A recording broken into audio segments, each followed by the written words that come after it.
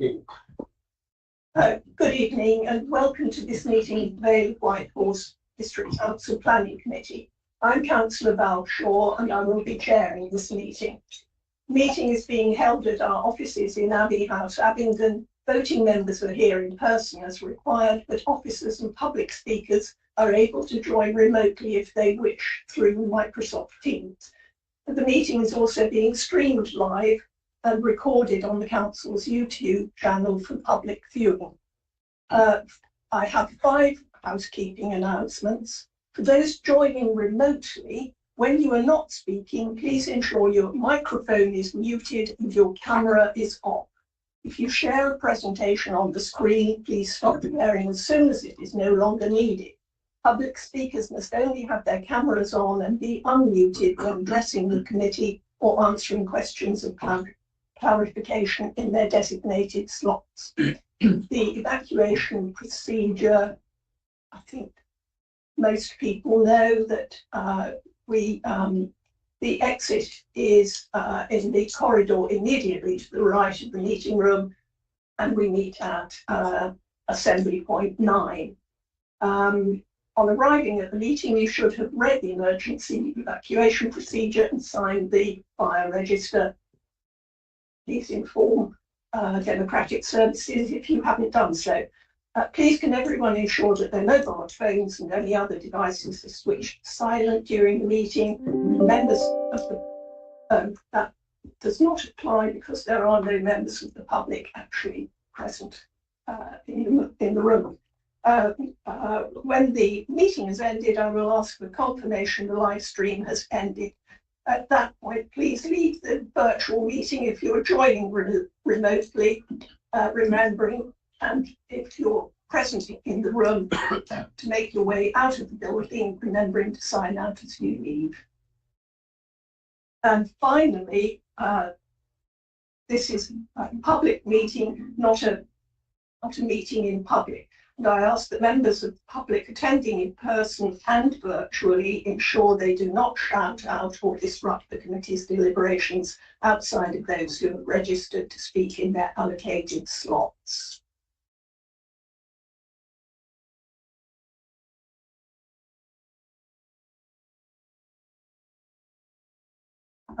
Lucy, Sean, are there, or should I ask Matthew? Yes, either of us, let's find that you can do. Matthew Williams, are there any apologies for absence? Thank you, Chair. We've received apologies from Councillor Max Thompson, and Councillor Paul Barrow is here as his substitute. Thank you. Please, would you take a roll call? Certainly. Councillor Paul Barrow, Councillor Ron Batstone, Present. Councillor Cheryl Briggs, Present. Councillor Jenny Hannaby, Present. Councillor Scott Houghton, Present. Councillor Robert Madison, Present. Councillor Mike Dickhills, Present. Councillor Jill Rayner, Present. Councillor Val Shaw. Present. Now, minutes of the meeting, hopefully you've all read them. Has anyone got any comments they wish to make? Or can I ask somebody to propose? I propose them and I have read every word. Mine, do I have a seconder? I'll second. Thank you. And can we take a vote on it? Can we agree the minutes of the 26th of February? Great. I've written here about that. So any abstentions then? I guess I'm best abstaining, I suppose. Yeah, I'm an extension because I wasn't there. Extension. Yeah, abstention. Yeah, because I wasn't here then. Fine. Thank you, Councillor Briggs.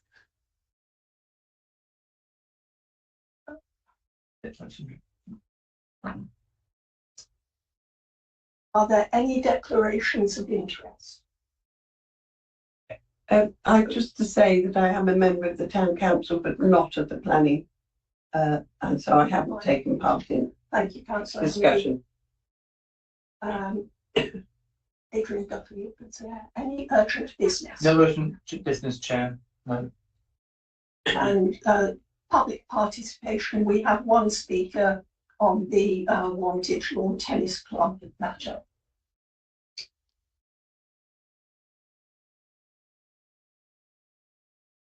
Can we now turn to the item 7 on the agenda, which is the Lawn Tennis Club matter, and I think that Votes you're going to present.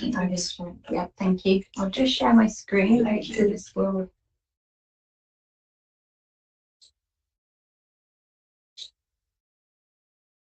Okay. Thank you very much, Chair. So this application relates to one of the 2 public tennis courts in Wantage Lawn Tennis Club, which is part of the wider existing recreation ground off Manor Road in Wantage. It is proposed to replace one of the existing tennis courts with 2 paddle courts and 1 pickleball court. The existing court area would be extended by 7 metres to the west. The other public tennis courts in the site would remain as they are. The other 4 tennis courts are for member use only by the Wantage Lawn Tennis Club. The tennis club manage all the courts, including the public ones. This is the existing site plan. As you can see, there's the 2 tennis courts here and the proposed site plan. So the paddle courts here would be enclosed by a glass and metal mesh panels of 4 metres in height, which are used to rebound the ball off. Here you can see the pickleball court.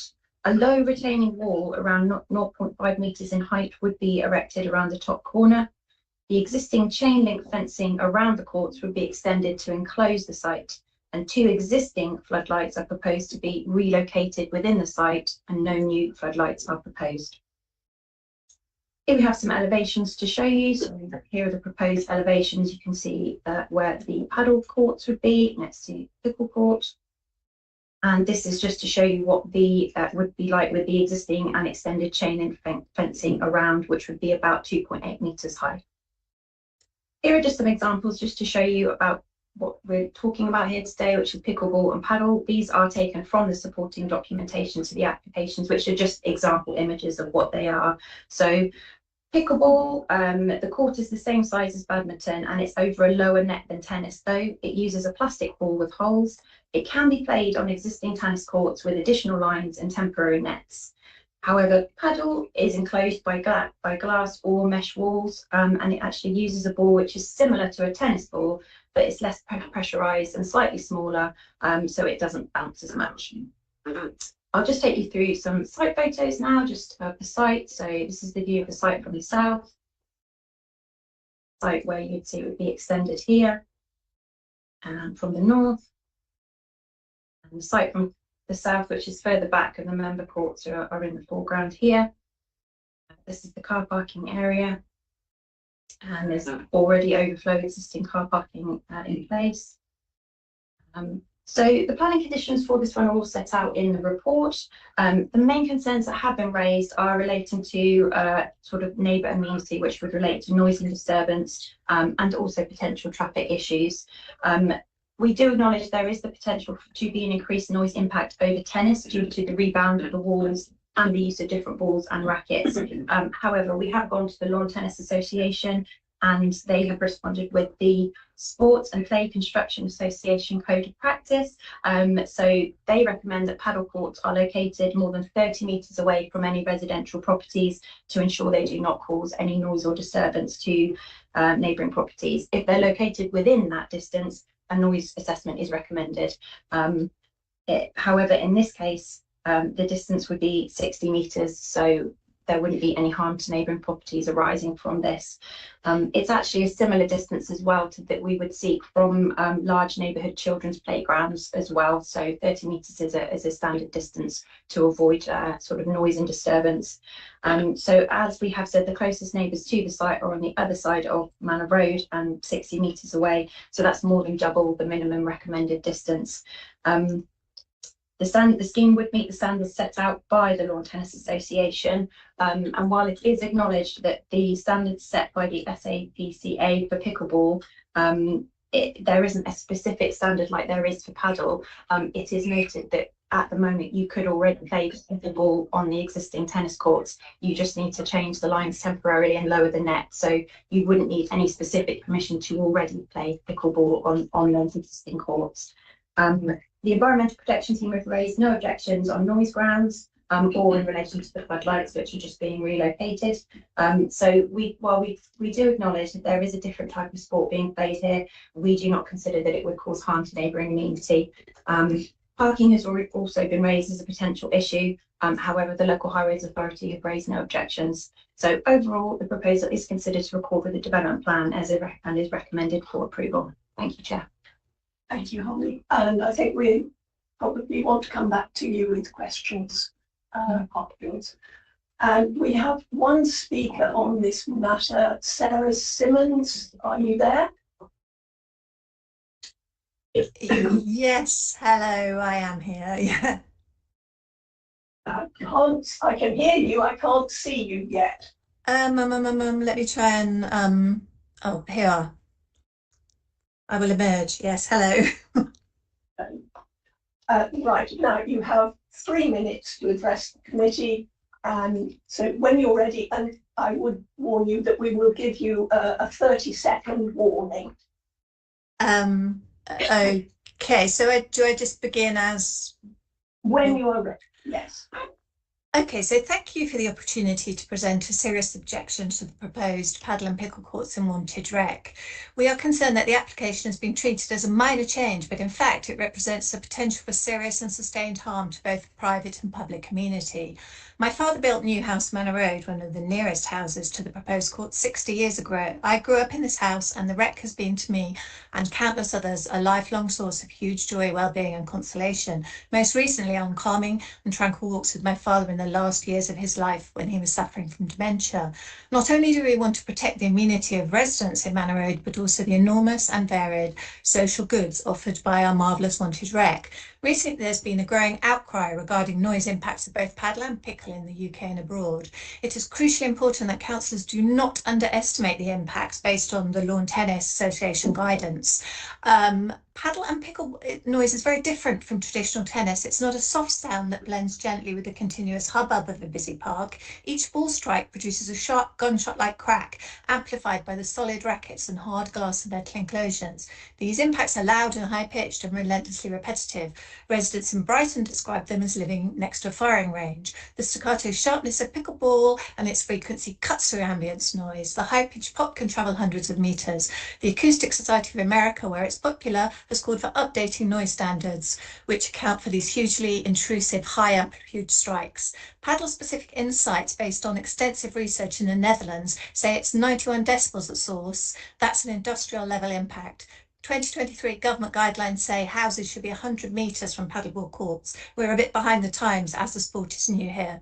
It's inadequate to assess only impacts on nearby houses. It's also about shared public space. Anyone who knows the Rec knows there's quiet countryside feel in much of it. People who come to walk their dogs, jog, read or sit quietly. Introducing sharp, explosive mechanical sounds of paddle and pickle would fundamentally change its character and compromise the amenity of a wide range of users. The World Health Organization states that rhythmic impulsive noise is associated with stress, anxiety and reduced concentration. The NPPF and local planning require us to avoid unacceptable levels of noise and safeguard local amenity. That includes quiet enjoyment of homes and public parks. It's the councillor's responsibility to ensure this happens. Other communities across the UK are grappling with this issue. In many cases, courts are approved without fully understanding the acoustic and psychological impacts. They now face enforcement action, expensive retrofitting or restrictions on use. We urge you, do not repeat those mistakes here and require a full and independent noise impact assessment, one that considers not just average decibel levels, but the lived human experience of this intermittent percussive sound. We would highly recommend that this is not approved today and that further evidence is sought. And Wantage, despite being a small town in Oxfordshire, should be looking at best practice internationally, as well as meeting the very low minimum standards. Thank you very much. Thank you, Ms. Simmons. Does anyone have any questions? Speaker.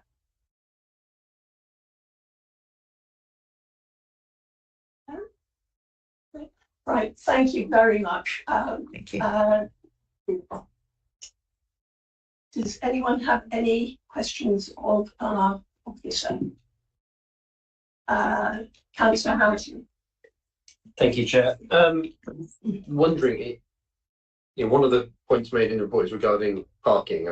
Who owns that car park? Is that owned by the tennis club? Is that owned by the council? What's the? I don't have the details here, but I do know that the district council obviously own the land because that's where the application is at committee. However, the Lawn Tennis Association manage and run the site, so I imagine it's council owned land but managed and maintained by the Lawn Tennis Association. Okay, thank you. Councillor Hanley. Yes, yes, the contract between the tennis club, which actually took years to find a home for the tennis club.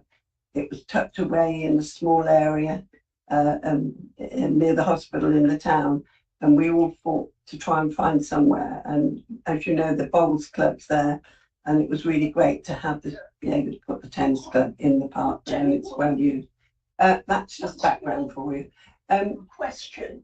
Yes, the question is, no, I was just saying that the contract is that they will run the overspill and maintain it. So that was the yeah. It is. I know this because I had a lot to do with it. So so let's talk about the noise level, because I think we have to. I mean, the parks are generally quite noisy. We've got a splash park, and we have the bowls aren't too noisy people, but we have things going on there. So our speaker said about 100. Was it meters or no? Yeah, and we said 60, but we haven't asked for any sort of anybody. There's a national standard code of conduct and practice about that sport, which says that 30 meters distance is the recommendation. It doesn't actually say you can't have it within 30 meters, but if you're within 30 meters, then you need a noise assessment. So if this had been within 30 meters, absolutely, we would have asked for a noise assessment, and we would have had to follow that code of conduct and practice. However, this is double the recommended distance away. Therefore, under those guidelines which we have and have adhered to, we don't need to request a noise assessment, and there's no objections from our environmental protection team based on noise or disturbance. But can I come back quickly? But if we did have a lot of people complaining that live along that road, what could we do? Is the enforcement, would it go through our enforcement? What would we do as a Vale to look at that again if we did have substantial complaints? If there is a general noise disturbance, that would be under environmental protection legislation. So it would more be about how the overall recreation ground is managed and maintained in that way. The planning use of the site is as a recreation ground. Yeah. It already has planning permission to be used as tennis, and as I say, they could play pickleball on there now without any permission. So from a planning point of view, there's nothing more we feel we are able to do because we don't have the policy or guidelines to do that. However, it might be dealt with under separate legislation.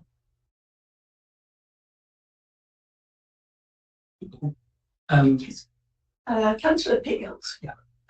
So in terms of the noise, what will the hours of use of the paddleboard court and pickleball court? So we have we've restricted we've restricted the floodlights to make sure that the floodlights don't cause any disturbance. So the general opening hours and when we expect the courts to be able to be used would be between 7 AM and 10 PM Mondays to Saturdays, and 8 AM to 9:30 PM on Sundays and bank holidays. So 10 PM is quite late, isn't it? Yes. For if it, I mean, I was listening to what Jenny said about the fact that parks are noisy places, but the noise tapers off quite quickly. So it could be that if there is noise from the paddleboard court, particularly with the glass walls, then it would become more apparent. So I'm just wondering, if it became a problem, would we have powers to curtail bring back the amount of time it can be open till? We wouldn't under planning legislation because, as I say, we're not proposing to put any particular noise sort of hours of use conditions on there in relation to noise generated from this development. So because it meets the standards, which obviously it's a distance standard, so the distance is sufficient to ensure whenever that's stayed, it's not going to have an unacceptably harmful impact. We don't feel as though we could condition the So noise. any enforcement actually have to come through environmental health and Yes. Councillor Barry. Thank you. I mean, no paddle courts are cropping up all over the place, aren't they? One approved in Spalshall recently, another one refused in Kingston Line. And the objections are always lighting and noise. I mean, lighting is not a problem here, is it? Because you're not increasing the number of lighting.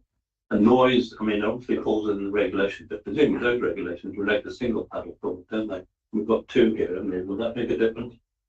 So yes, again, and I completely understand the comments about cumulative noise. You know, we have tennis courts and we're going to have additional courts, but again, because of that distance that they are adhering to, it wouldn't cause unacceptably harmful noise. That there is a standard that's been put out in that code of practice, and this is meeting it. So we wouldn't have any reason to suggest that one or two or another court, and even if the existing tennis courts were used for pickle at the moment, they could do that without any But permission. does that relate to single paddle court? I mean, if we had half a dozen there or something like that, would that If they were quite a lot all of more noise? than 30 metres away, we still wouldn't have the grounds at that time to be able to request that. Mm. I mean, I'm concerned about noise. Probably. Are there any more questions for our officer? The park closes at 10. That's when the park is locked. So that wouldn't give an awful lot of time for people to remove themselves from the park, would it? So I'm just throwing that in for the committee, that just to tell you that information. Right, no more questions. Fine, then we should go to debate. Would somebody like to propose a motion? I'm happy to propose a motion that we should accept. I think in the absence of any technical objection, and the fact is within the rules, I think it's reasonable to recommend this is approved. Do I have a second? Yeah, I'm happy to second. Yeah, similarly, I agree with Councillor Pickhills. There's no technical issues with the application, and it seems, yes, we have some objections, but we also seem to have some support both from a resident and from the town council as well. So. Does anyone else have anything that they wish to add? I think that I'm quite content in the fact that we have a fallback situation if there is an issue. But I'm personally, I think bringing more leisure type things into the town for more residents to be able to play sport is a good thing. But I understand also that we have neighbours around there, but we also have a main road there and a children's school. So I think I'm content the fact that we have got some way, if there is an issue, to come back through the environment enforcement. Thank you. Any further comments? In which case, perhaps we should go straight to the vote. All those in favour? That's unanimous. Fine, thank you. Thank you, Mrs. Simmons.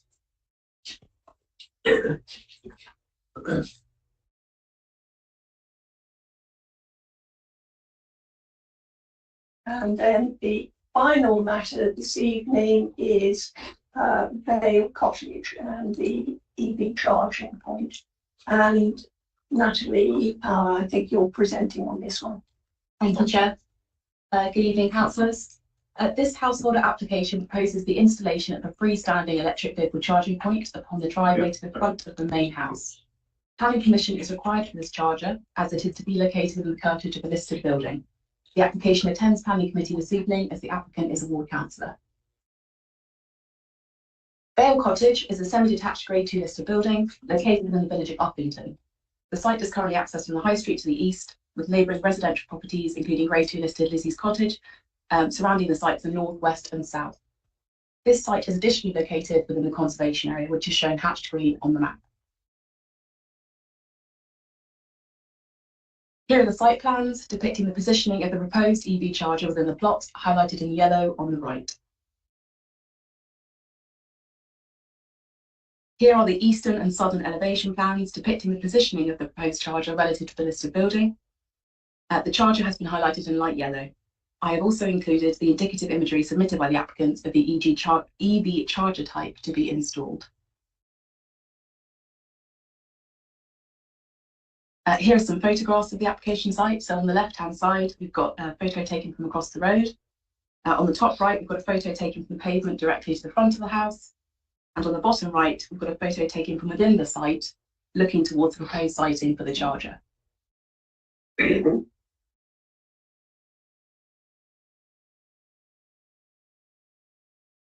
And here are the extracts of the proposed plans together. The proposed charger has been highlighted in yellow. The Heritage team have raised no objections to the proposal. For the reasons outlined within the committee report, it is officer's recommendation that this householder proposal be approved. Thank you, Chair. Thank you. Since we don't have any speakers on this, does anyone have any questions for our officer? I would take it that the only reason why this is coming to committee is because the applicant is a district councillor. Yes. Are there any more questions? So, I can't imagine that there'll be much debate, but would someone like to propose a motion? Councillor Hanson. Thank you, Chair. I propose we accept the officer's recommendations. Thank you. And a seconder? Seconded. Councillor Briggs, thank you. Does anybody have a comment they wish to make? Well, I just hope it's not like my wife's car charger because it has disco mode. I mean, it flashes lights and projects them, but no, I think it's That does not a good thing to do. sound like it's appropriate for conservation. Right, okay. Well, I think it's as well to know that the conservation area officer has okayed it, and that's the main thing. No, it was comment about the disco lights that are. Oh, yes, they're just, well, I'll say nothing. If the, I cancel for once. indicative images in the report that we've been shown by the officer or anything to go by, then I suspect that this charger may be a little bit more subtle than the one that Councillor Fiegels had. We hope so, otherwise perhaps we have to go to the environmental officer if necessary. Fine, so can we go straight to a vote? All those in favour? That's unanimous. Thank you. Steve. And finally,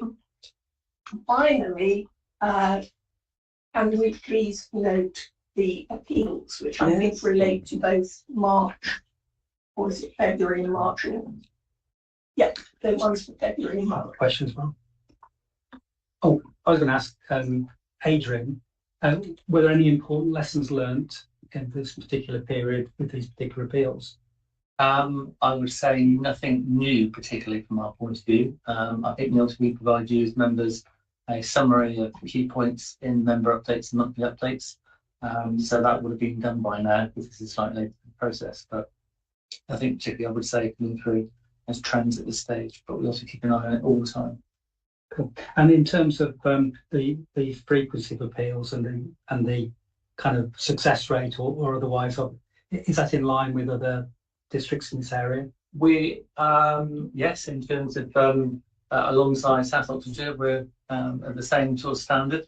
There are an increase in appeals at the present time, possibly because some of the changes the government are bringing through. But in terms of our success rate, we've been fairly stable about that position at the moment, and we'll be bringing, I think it's the next meeting or the meeting afterwards, we'll bring quarterly performance data to you, so you can see the position that we are in, and we'll give that in a context of a national position as well. But I would say generally we're doing pretty well. Cool. Thank you. Thank you, Chair. Sorry, I only noticed this while I was rereading at the start of this meeting, that I wasn't brought it up earlier. Just on the March report, 16 Cumberland Hill states it was a delegated decision, and I don't think that's correct. I think that one came before committee. Okay, I will pick that back and check with the team on that.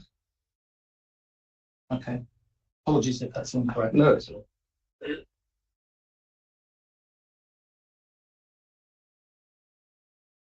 Fine, so, can we please note the appeals?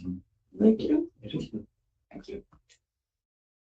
And fine, we will now close the meeting, and Bertie, can you tell me when the live stream has ended, please?